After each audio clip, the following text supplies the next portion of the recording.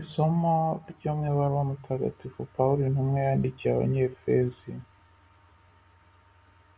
Bavandimwe, nimwitondere imibereho yanyu, ntimube abapfayongo, ahubwo mube abantu bashyira mu gaciro, bakoresha neza igihe barimo, kuko iminsi ari mibi. Ntimukabe rero abapfu, ahubwo mwihatire kumenya icyo Nyagasani ashaka.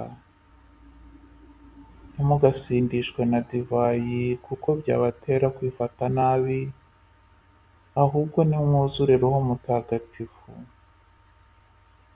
Nimufatanye kuvuga zaburi, ibisingizo n'indirimbo mubwirijwe na Roho Mutagatifu.